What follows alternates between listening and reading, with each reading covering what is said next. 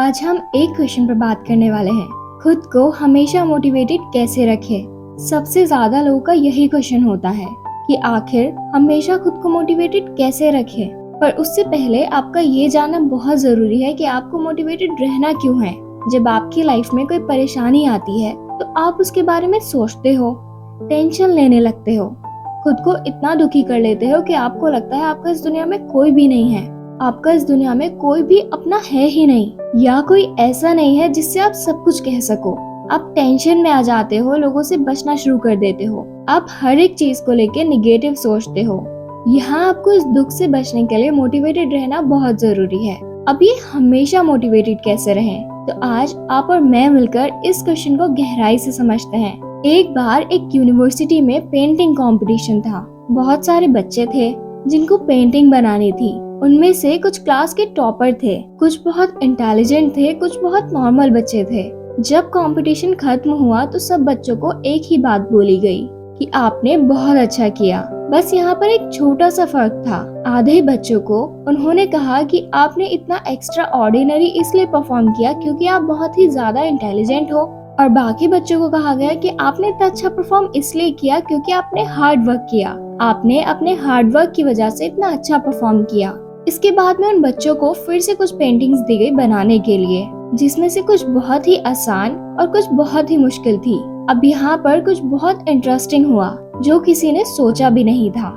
जो इंटेलिजेंट बच्चे थे उन्होंने जो इजी पेंटिंग थी उसे बनाना स्टार्ट किया, और जो मुश्किल पेंटिंग थी उन्हें छोड़ दिया, और इजी पेंटिंग बनाने में भी कुछ बच्चे बोर हो गए। दूसरी तरफ जो बच्चे थे जिन्हें कहा गया था कि आपने इतना अच्छा परफॉर्म अपने हार्ड वर्क की वजह से किया है, उन्होंने सिर्फ आसान पेंटिंग नहीं बनाई बल्कि मुश्किल से मुश्किल पेंटिंग भी बनाई और बहुत अच्छी बनाई। फिर जब ये कंपटीशन खत्म हुआ तो उनसे पूछा गया कि किसको ज्यादा मजा आया ये कंपटीशन करने में।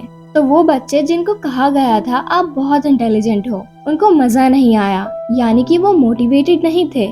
और वो बच्चे जिनको कहा गया था कि जो भी आपने किया वो आपने अपने हार्ड वर्क, आपकी मेहनत की वजह से किया, उन्होंने ना सिर्फ अच्छा किया बल्कि उन्हें बहुत मजा भी आया और वो आखिर तक मोटिवेटेड थे। अब ये सारा कंपटीशन इतना इंटरेस्टिंग क्यों बना? इसको समझने के लिए हमें एक कॉन्सेप्ट को समझना होगा जिसको कहा जाता है लोकस ऑफ कंट्रोल। जिन बच्चों को कहा गया था कि आप बहुत इंटेलिजेंट, बहुत स्मार्ट हो, उनका जो लोकस ऑफ कंट्रोल था वो उनके अंदर नहीं था, उनके बाहर था। मतलब सेंटर ऑफ कंट्रोल, मतलब कि अगर वो स्मार्ट है, वो इंटेलिजेंट है, तो इसमें उनसे खुद का कोई रोल नहीं है, वो उनके कंट्रोल से बाहर है। दूसरी तरफ से जिन बच्चों को कहा गया कि जो भी आपने अचीव किया वो अपने हार्ड वर्क की वजह से अचीव किया, उनका जो लोकस ऑफ कंट्रोल था वो उनके अंदर था, यानी कि उनकी मेहनत पूरी तरीके से उनके खुद के हाथ में थी। अब उनके ऊपर था कि वो कितनी मेहनत करते हैं। और ये सिर्फ इस कंपटीशन की बात नहीं है, इस तरह बहुत सारी रिसर्च भी हुई है जहाँ पर बिल्कुल यही चीज निकल के सामने आई है। अगर हम खुद को हमेशा मोटिवेटेड रखना चाहते हैं तो उसका सिर्फ एक तरीका है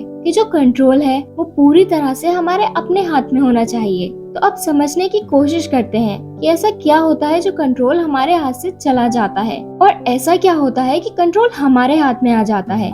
जब भी हम एक्सटर्नल फैक्ट्स की बात करते हैं कि हम ये नहीं कर पा रहे इस वजह से, उस वजह से, जो कि मेरे कंट्रोल से बाहर है, तो हम कंट्रोल से बाहर चले जाते हैं। जब हम बात करते हैं कि एग्जैक्टली हम क्या कर सकते हैं, जब हम अपनी कैपेबिलिटीज के बारे में बात करते हैं, तब कंट्रोल पूरी तरह से हमारे हाथ में आ जाता है। जब हमारा फोकस उन रीजंस पर नहीं होता जिनकी वजह से हम वो नहीं कर सकते जो हम करना चाहते हैं, बल्कि उस जगह पर होता है जिस वजह से हम वो कर सकते हैं जो हम करना चाहते हैं, तब हम अंदर से मोटिवेटेड होते हैं। फॉर एग्जाम्पल, आप जिस भी फील्ड में हो उस फील्ड में कुछ लोग हैं जो टॉप पर बैठे हैं। आपके पास में दो ओपिनियंस हैं। एक, आप बोल सकते हो कि उन लोगों के अंदर कुछ स्पेशल है, कुछ ऐसा टैलेंट है जो आपके अंदर नहीं है, या उनकी किस्मत है जो वो वहाँ पर बैठे हैं, उनके पीछे किसी का सपोर्ट था इस वजह से वो वहाँ पर बैठे हैं। अगर इसमें से कुछ भी बोला तो आप फंस गए, आप मोटिवेटेड नहीं रह सकते उस काम को करने के लिए जो आप कर रहे हो,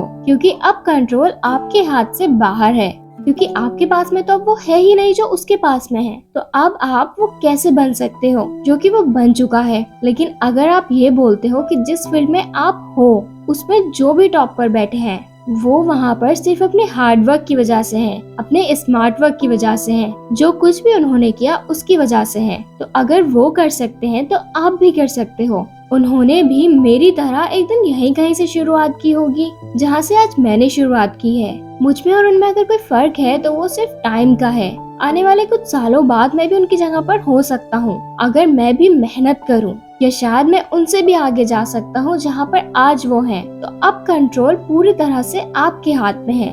हमारे पास में हमेशा ये दो ऑप्शन होते हैं, पहला कि हम कंट्रोल को अपने हाथ से छोड़ दें, दूसरा कि हम कंट्रोल को पूरी तरह से अपने हाथ में ले लें। एक है कंट्रोल हमारा बाहर हो, एक है कंट्रोल हमारा अंदर हो। इस बात को हमेशा याद रखना कि आपका कंट्रोल आपके बाहर नहीं होना चाहिए, आपके अंदर ही होना चाहिए। अगर आपके अंदर कंट्रोल है तो आप दुनिया की कुछ भी चीज जीत सकते हो। आप हमेशा लाइफ में सही ट्रैक पर चलोगे।